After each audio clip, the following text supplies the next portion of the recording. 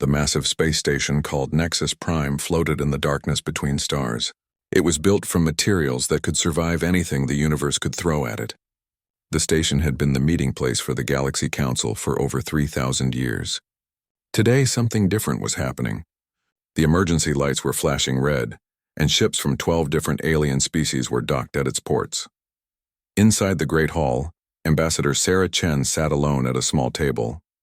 She was the only human in a room filled with beings that looked like they came from nightmares and dreams. Some had too many arms, others had no arms at all. Some glowed with their own light, while others seemed to absorb light around them. But they all had one thing in common. They were looking at her with the same expression. It was the look adults gave to a child who had done something very wrong. Ambassador Zethkar of the Vorthan Empire stood up. He was tall, maybe 9 feet, with purple skin that seemed to shift and move. His eyes were completely black, and when he spoke, his voice echoed in everyone's mind rather than coming through the air. "Human representative," Zethkar said, his mental voice cold as ice. "You know why we have called this meeting. Your species has developed faster than light travel without our permission. You have spread to 17 star systems without asking for our guidance. This cannot continue." Sarah kept her face calm, but her heart was beating fast. She had been Earth's best diplomat for 20 years, but nothing had prepared her for this. When humans first made contact with alien life 18 months ago, everyone on Earth had been excited. Finally, they were not alone in the universe, but that excitement had quickly turned to fear when they learned about the Galaxy Council. The Council controlled everything. They decided which species could have advanced technology. They controlled trade between star systems. They decided who could colonize new worlds and who could not. For 3,000 years, they had kept peace in the galaxy by making sure no one species became too powerful. Now they saw humans as a threat. "Your species is young," continued another voice. This one came from Ambassador Sektoth, who looked like a giant insect made of metal and wire. "You do not understand the dangers of uncontrolled expansion. Many species have thought they could do whatever they wanted. We had to educate them." The way he said educate made Sarah's skin crawl. She had read the reports. When a species refused to follow council rules, the council's combined military would show up at their home world. Sometimes the species would surrender and accept council control. Sometimes they would fight. The ones who fought were never heard from again.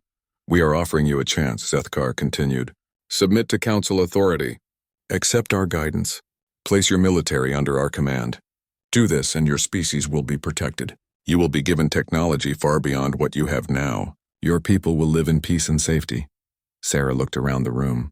Representatives from the Nixari Collective sat in a corner, their cybernetic bodies connected by cables. They shared thoughts instantly and made decisions as one mind. The Luminari delegates floated near the ceiling, their energy bodies casting strange shadows on the walls. Each species in the room had been where humanity was now.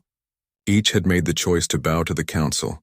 "And if we refuse?" Sarah asked, though she already knew the answer. "Then we will take corrective action," Sektoth replied. "Your ships will be destroyed. Your colonies will be evacuated. Your homeworld will be protected from itself until your people learn wisdom." Sarah felt a chill run down her spine. Protected from itself. That was council language for complete military occupation. "You have 30 standard cycles to decide," Zethkar announced. "We suggest you use this time wisely. Contact your leaders. Explain the situation. Help them understand that resistance is not only futile, but also cruel to your own people." The mental pressure from Zethkar's telepathic voice was giving Sarah a headache. She could feel him trying to push thoughts into her mind. Thoughts of surrender, of accepting the inevitable, of the safety that came with giving up freedom. But Sarah had trained for this. Earth's military had learned about Vorthan mental powers months ago. They had developed techniques to resist telepathic influence. Sarah focused on her breathing and pushed the alien thoughts away. "Humanity will consider your offer," she said carefully. The words tasted like poison in her mouth, but they were necessary. Around the room, the alien representatives relaxed slightly. They had heard these words before from dozens of other species. Every race said they would consider the offer. Then they would spend weeks arguing among themselves before finally accepting the inevitable. "Wise," Zethkar said with satisfaction. "Your species shows promise. With proper guidance, humans could become valuable members of our galactic community. Sarah stood up slowly. If there's nothing else, I should return to my ship to send this message to Earth. Of course, Sektoth said. But remember, 30 cycles. Not one day more. The Council has been patient with your species, but our patience has limits. Sarah nodded and walked toward the exit. Behind her, she could hear the aliens beginning to discuss other business. To them, the human problem was already solved. They had made their offer, delivered their threat, and given humanity time to make the smart choice. Soon, another species would join the Council's empire. As Sarah walked through the corridors of Nexus Prime toward her ship, she passed other aliens going about their daily business. Most ignored her completely. A few stared with curiosity at the primitive human in her simple clothes. None of them seemed to think she was worth worrying about. Sarah's ship, the UES Messenger, was small compared to the alien vessels docked nearby. Its hull was made of simple steel alloys instead of the exotic materials the aliens used. Its weapons were basic projectile cannons and nuclear missiles, technology the Council considered ancient and harmless. Captain Rodriguez was waiting for her in the airlock. "How did it go, Ambassador?" "About as expected," Sarah replied. "They gave us 30 days to surrender or be destroyed." Rodriguez nodded grimly. "Should I set course for Earth?" "Yes," Sarah said. "But first send a coded message on the quantum channel. Tell Admiral Webb that the fish have taken the bait." Rodriguez looked confused. "Fish bait?" Sarah smiled for the first time since entering the Council chamber. "Just send the message, Captain, and tell the Admiral that our new friends think they're so much smarter than us primitive humans." As the messenger undocked from Nexus Prime and jumped to faster-than-light speed, Sarah looked back at the massive station. The aliens thought they had humanity figured out. They thought humans would panic, argue, and eventually submit like every other species before them. They were wrong. For 18 months, ever since first contact, Earth had been preparing for this moment. The Council saw humans as primitive and weak. They saw human technology as crude and limited. They thought human ships were small and harmless. All of that was exactly what Earth wanted them to think. In 30 days, the Galaxy Council would learn that humans had a saying, "Speak softly and carry a big stick." They had been speaking very softly indeed. Soon it would be time to show the stick. Fleet Admiral Sektoth stood in the command center of the military station orbiting Kepler Prime, the Council's capital world. Through the massive windows, he could see the pride of the Council's combined fleet. 847 ships floated in perfect formation, each one a masterpiece of advanced technology and devastating firepower. The largest ships were over a kilometer long, their hulls made from quantum-stabilized matter that could survive the explosion of a star. Their weapons could crack planets, and their shields could stop almost anything the universe could throw at them. It had taken the Council 3,000 years to build this fleet, and it was the most powerful military force the galaxy had ever seen. "Sir," said his aide, a young Nexari whose cybernetic implants glowed softly blue, "the intelligence reports on human military capabilities are ready for review." Sektoth nodded and activated the holographic display. Images of human ships appeared in the air in front of him. He studied them with the eye of someone who had been fighting space battles for over 2 centuries. The largest human ship was barely 400 meters long. Its hull was made of simple steel and titanium alloys, materials so primitive that the Council had stopped using them thousands of years ago. The human weapons were kinetic cannons and nuclear missiles, technology that Council children learned about in history classes. "Pathetic," muttered Commander Vexhai, a Luminari officer whose energy body flickered with amusement. "Their biggest ship is smaller than one of our escort fighters." Sektoth pulled up more data. According to their intelligence, humans had a total of 43 military vessels.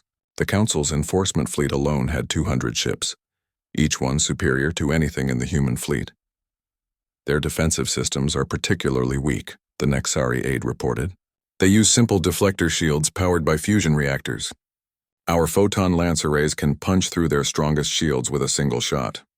Sektoth studied the technical specifications. Human ships were slow compared to Council vessels. Their weapons had short range. Their sensors were primitive. Their communication systems could be jammed easily. By every measure that mattered, human military technology was at least 500 years behind Council standards. What about their numbers?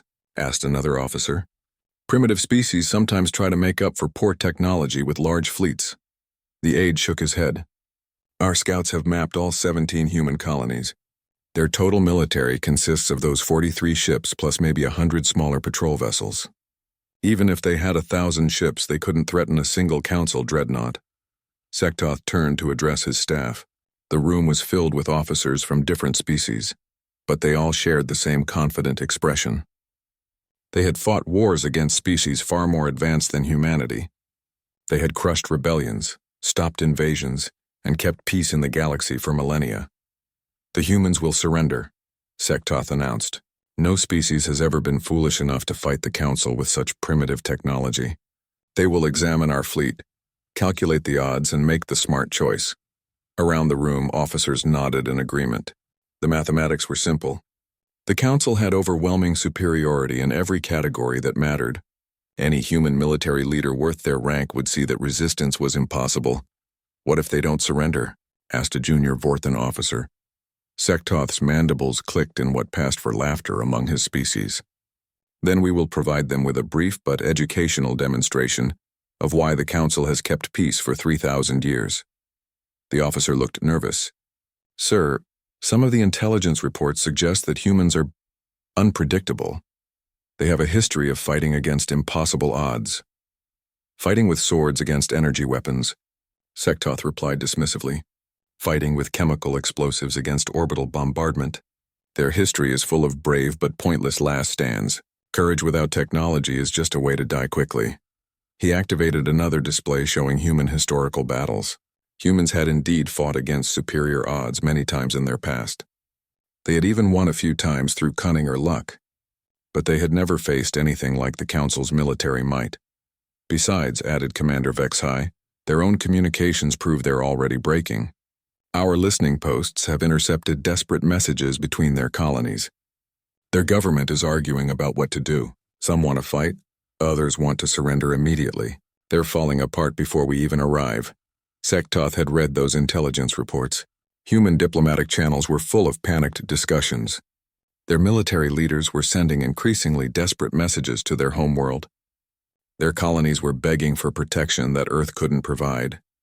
It was exactly what the Council expected to see. Young species always reacted the same way when faced with the Council's power. First came denial. They couldn't believe the Council was so much stronger. Then came anger. They would threaten and bluster. Then came bargaining. They would try to negotiate for better terms. Finally came acceptance. They would surrender and join the Council's empire. Have we heard anything from their ambassador? Sektoth asked. Ambassador Chen returned to Earth 3 days ago, the aide reported. Since then, human communications have been heavily encrypted. But our analysts believe they're preparing their formal surrender. Sektoth nodded. It made sense. Chen had seemed intelligent during the Council meeting. She would have explained the situation to her leaders. She would have shown them the numbers, the technical specifications, the impossible odds. No rational government would choose suicide over submission. Sir, another officer spoke up. There are some anomalies in our long-range sensor data. We're detecting unusual gravitational patterns in several star systems near human space. Sektoth frowned. What kind of patterns? We're not sure. They could be natural phenomena. Maybe small black holes or neutron stars we haven't mapped yet. Or they could be large ships moving through those systems. Human ships? The officer hesitated. The signatures are too big to be human ships. Each anomaly suggests something at least as large as one of our dreadnoughts. But humans don't have ships that size. Sektoth considered this. It was possible that another Council species was moving ships through the region. Perhaps the hegemony was conducting military exercises, or the collective was relocating some of their mobile bases. Send a message to all Council fleets, he ordered. Ask if anyone has large ships operating near human space. Yes, sir. Sektoth turned back to studying the human fleet specifications. The gravitational anomalies were probably nothing important. Even if they were ships, no species would be foolish enough to interfere with a Council enforcement action. The last time someone had tried that, their entire civilization had been reduced to asteroid fields. How long until the human deadline expires? He asked. 26 days, sir. Begin preparing the enforcement fleet. If humans choose to be stubborn, we'll need to move quickly. A short, decisive demonstration should convince them to surrender without too much destruction. The officers began activating their consoles and sending orders to the fleet. 200 council ships would be more than enough to handle the human problem. Most of them would probably never even fire their weapons. The sight of the council fleet would be enough to break human resistance. Sektoth walked back to the observation windows and looked out at his ships. They were beautiful in their terrible power. Each one represented the pinnacle of council technology and military might. Together, they were unstoppable. In 26 days, another primitive species would learn the same lesson that countless others had learned before them. The galaxy belonged to the strong, and the council was the strongest force that had ever existed. The humans would bow, just like all the others. Deep beneath the city of Geneva, in a bunker that had been carved from solid rock, Admiral Marcus Webb stood before a holographic display that showed the true size of Earth's military force. The numbers floating in the blue light would have shocked any alien observer. Instead of 43 ships, humanity had built 3,147 vessels in the 18 months since first contact. Status report, Webb said to the room full of officers and scientists gathered around the massive table. Dr. Elena Vasquez, Earth's chief physicist, activated her presentation. All construction facilities are operating at full capacity. The automated shipyards in the Kuiper Belt have completed the final batch of attack corvettes. The deep space assembly stations have finished work on the last of the missile boats. Webb nodded. The Kuiper Belt shipyards had been humanity's greatest secret. While the aliens watched Earth and the inner planets, teams of automated construction ships had been building a hidden fleet in the dark, cold regions beyond Pluto. The Council's sensors couldn't detect the work being done so far from any star. "What about the new weapons systems?" Webb asked. Colonel Martinez, head of weapons development, stood up. "The kinetic penetrators are ready. Each one is a solid tungsten rod accelerated to 15% of light speed. The aliens have never seen anything like them because they gave up kinetic weapons thousands of years ago." Webb smiled grimly. That was the key to humanity's plan. The Council had become so advanced that they had forgotten how effective simple weapons could be. Their shields were designed to stop energy weapons and exotic particles. They weren't built to handle a chunk of metal moving at 50,000 kilometers per second. "The nuclear missiles are also ready," Martinez continued. "We've modified them with new guidance systems and stealth coding. Instead of one large warhead, each missile carries 40 smaller ones that can spread out and attack from different angles." Dr. Vasquez pulled up another display. "The most important advantage we have is our ship design philosophy. Council ships are built like castles, big, strong, and impressive. Each one costs enormous resources and takes years to build. Our ships are built like hornets, small, fast, and cheap." The display showed the comparison. A single Council dreadnought could probably destroy 50 human ships in a straight fight. But it took the Council 5 years and the resources of an entire star system to build one dreadnought. In the same time, with the same resources, humanity could build 500 attack ships. More importantly, Dr. Vasquez continued, Council ships are designed for the way the Council fights wars. They like long-range duels between individual ships. They value honor and glory in combat. Our ships are designed for the way humans fight wars. General Park, head of military strategy, took over the presentation. Human military doctrine has always been simple: win at any cost. We don't care about honor or glory. We care about destroying the enemy as quickly and efficiently as possible. The holographic display showed a simulation of human swarm tactics. Hundreds of small ships would attack a single large target from every direction at once. The enemy couldn't track and destroy them all before some got through to deliver their weapons.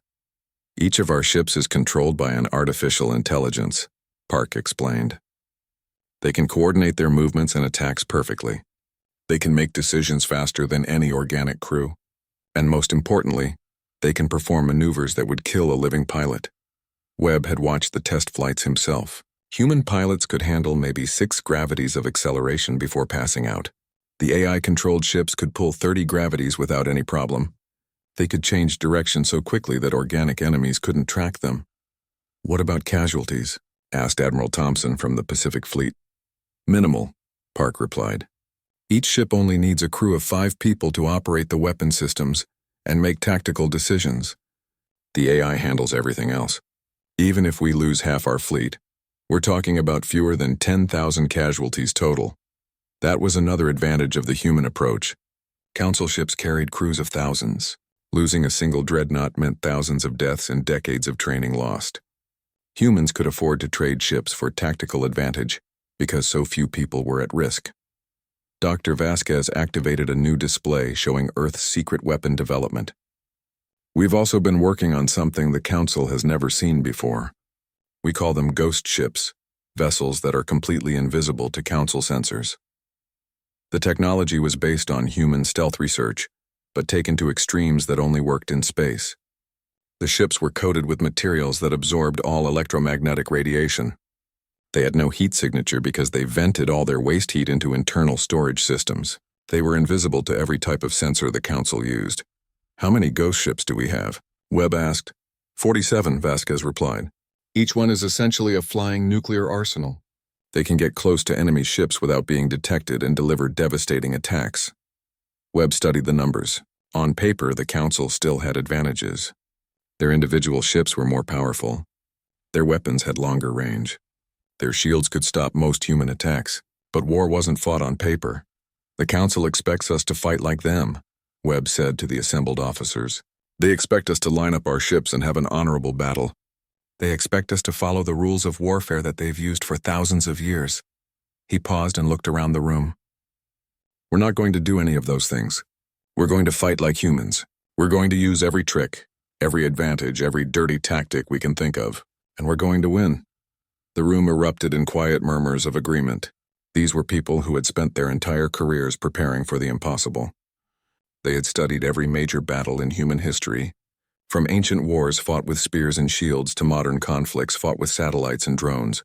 "Sir?" asked Captain Rodriguez, who had just returned from escorting Ambassador Chen. "What if the Council decides to destroy Earth from long range? They could bombard the planet from outside our defensive perimeter."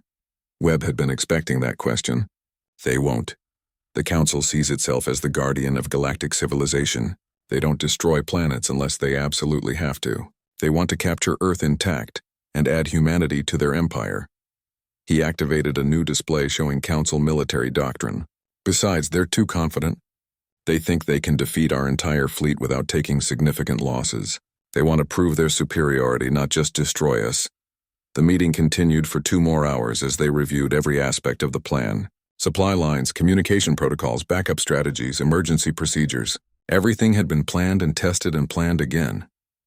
As the officers filed out to return to their commands, Webb remained behind with Dr. Vasquez and General Park. "Are we really ready for this?" Vasquez asked quietly. Webb looked at the display showing the hidden human fleet. 3,847 ships, each one crewed by volunteers who knew they might not come home. It was the largest military force humanity had ever assembled, built in secret while the galaxy watched and waited. "We're as ready as we can be," Webb replied. "In 23 days, the Council will learn that humans don't bow to anyone." The Council enforcement fleet dropped out of faster-than-light travel at the edge of Earth's solar system, like a sword of light cutting through the darkness. 200 ships arranged themselves in perfect battle formation, their hulls gleaming with the power of contained stars. At the center of the formation, the dreadnought Eternal Judgment commanded the fleet like an ancient god of war. On the bridge of his flagship, Fleet Admiral Sektoth studied the tactical displays with satisfaction. His sensors showed exactly what he had expected to see. 43 human ships clustered around their homeworld like frightened children, hiding behind their mothers' skirts. Civilian vessels were fleeing toward the outer planets, their engines straining to escape the coming battle. "Sir," reported his tactical officer, "human ships are taking defensive positions around Earth. They appear to be preparing for a siege." Sektoth's mandibles clicked in amusement. "Of course they are.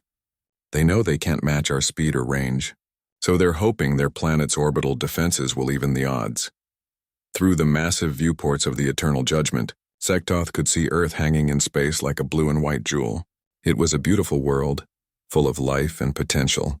Soon it would be another jewel in the Council's crown, its people guided toward proper civilization.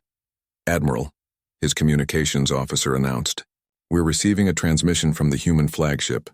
Put it on screen." Ambassador Sarah Chen appeared on the main display. She was standing on the bridge of what the humans called the UES Defiance, their largest warship.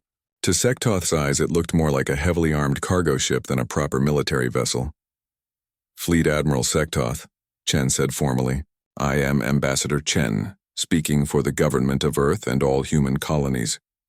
Ambassador, Sektoth replied, making an effort to sound diplomatic rather than triumphant.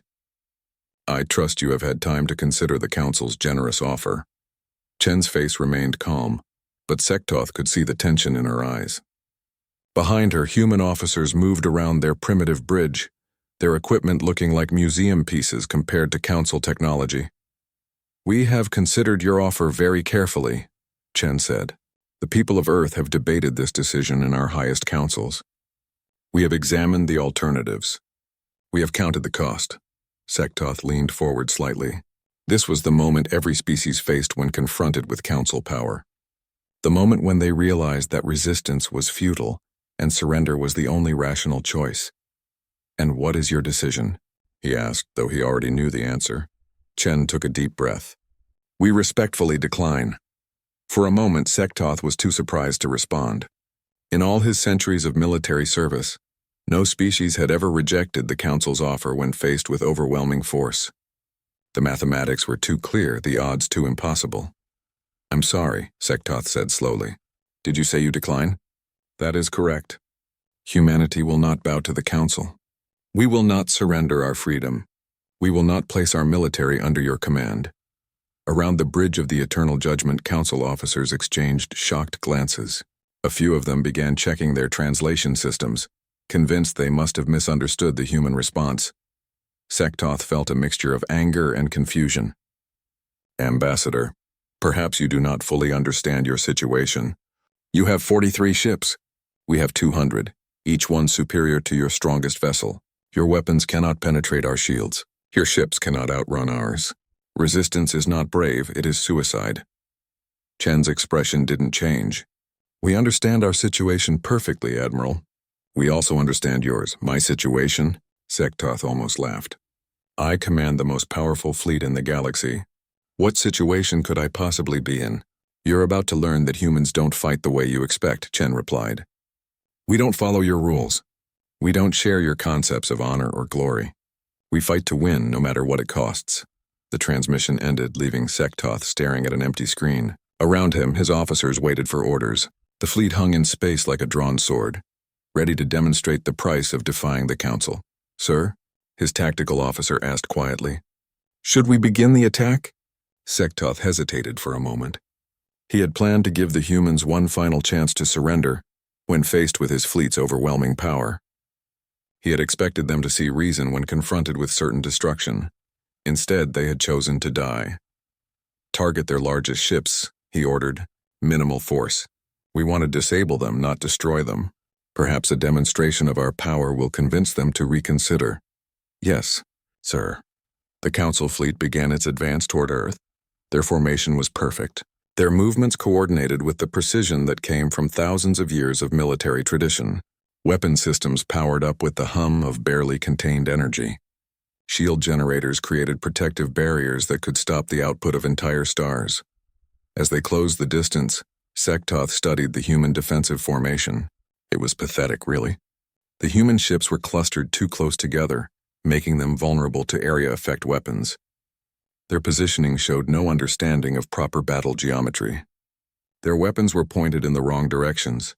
Human ships are not moving to intercept, reported the tactical officer. They're maintaining defensive positions around their planet. Sektoth nodded. The humans were going to make their last stand around Earth itself. It was exactly what he had expected from a primitive species. Emotional rather than tactical thinking. Range to human fleet? He asked.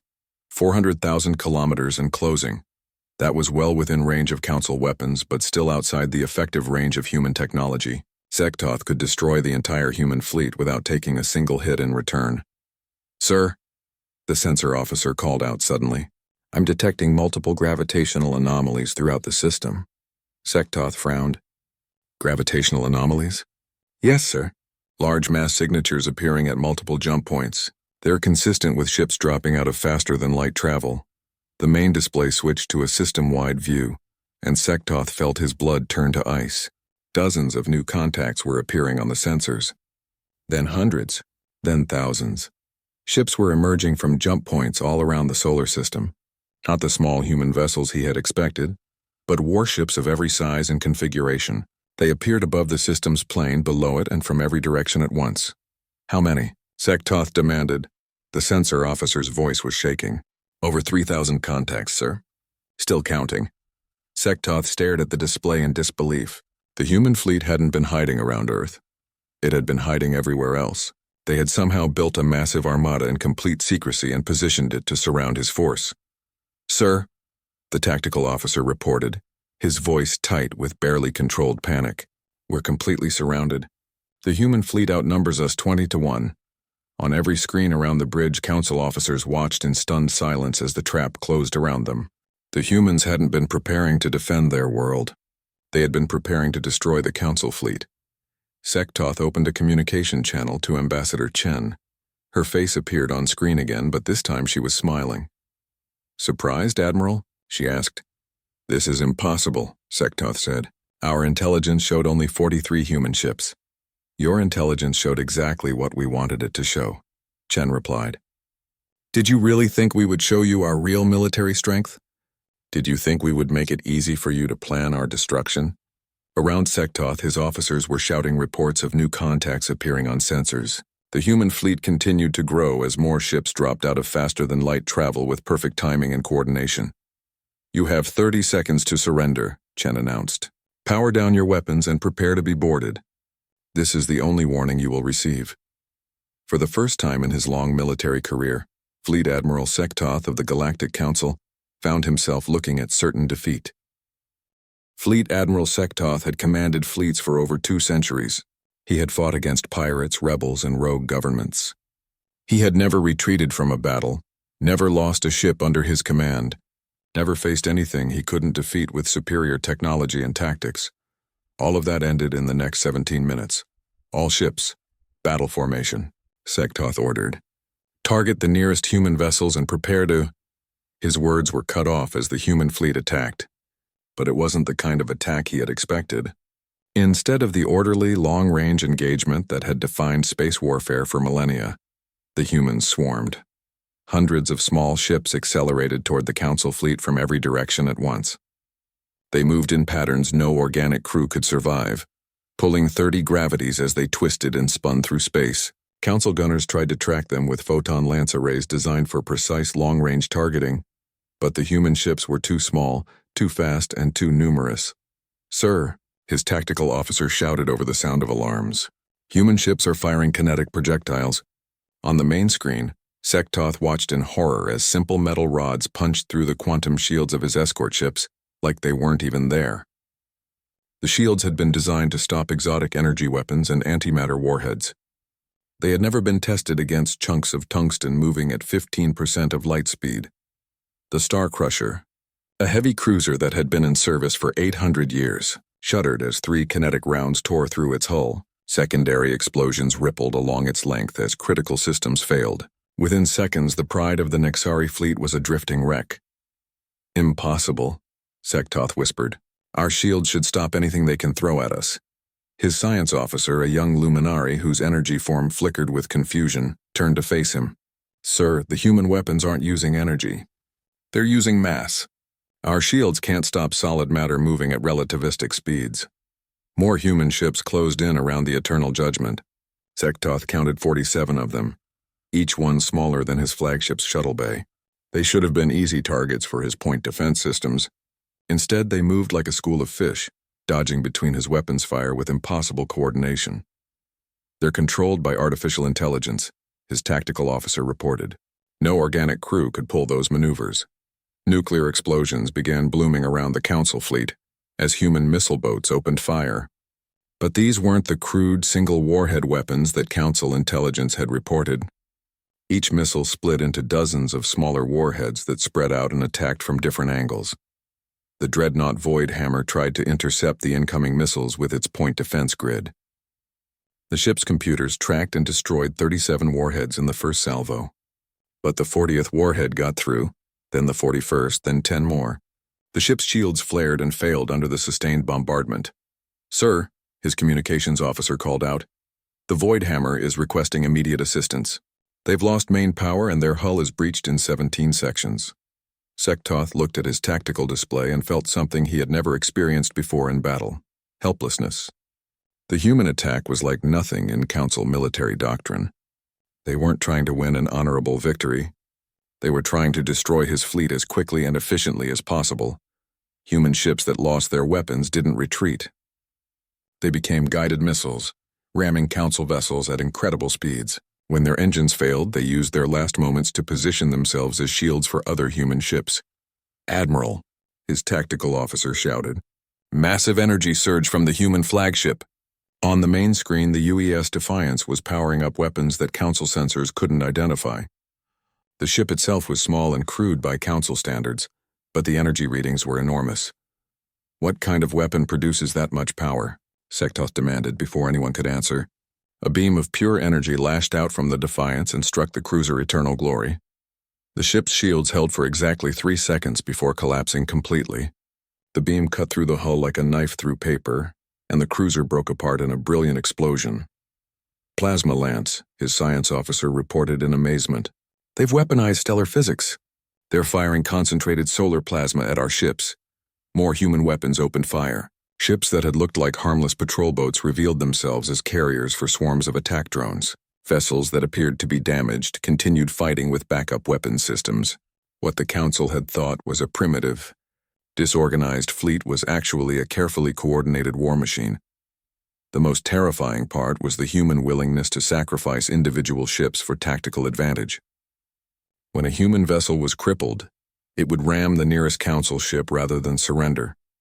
When a group of human ships was outnumbered, they would focus all their fire on a single target, accepting their own destruction to eliminate one Council vessel. "Sir," his communications officer reported, his voice shaking, "we're receiving surrender requests from 12 of our ships. The Starseeker has lost life support. The Cosmic Wind has suffered catastrophic hull breaches. The Eternal Watch is requesting permission to abandon ship." Sektoth stared at the tactical display. In less than 15 minutes, the most powerful fleet in galactic history had been reduced to burning wreckage. Ships that had served the Council for centuries were dying under the guns of a species that had discovered faster-than-light travel only 18 months ago. "Sir," his tactical officer called out urgently, "the Eternal Judgment is under direct attack." Sektoth looked up to see human ships closing in on his flagship from every direction. They moved with perfect coordination, their artificial intelligence systems sharing targeting data in real time. His ship's massive guns tried to track them, but they were too small and too fast. The first kinetic round punched through the bridge shields and tore a hole in the hull just meters from where Sektoth stood. Atmosphere rushed out into space and emergency fields snapped on to contain the breach. The second round hit the main reactor, causing power fluctuations throughout the ship. "Hull breaches on decks 15 through 20, someone shouted. "Main engines are offline. Weapons control is not responding." Sektoth felt the deck shake under his feet as more human weapons found their mark. His flagship, the most advanced warship ever built, was being torn apart by primitive kinetic weapons and nuclear explosives. Through the smoke and chaos, he opened a communication channel to the human fleet. Ambassador Chen's face appeared on his screen, but she was no longer on the bridge of the Defiance.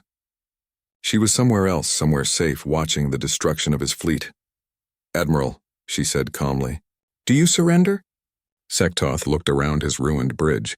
Half his officers were dead or wounded. His ship was dying around him. In the distance, he could see the wreckage of dozens of Council vessels floating in the darkness of space. "How?" he asked weakly. "How did you build such a fleet in secret?" Chen smiled sadly. "You saw what you expected to see.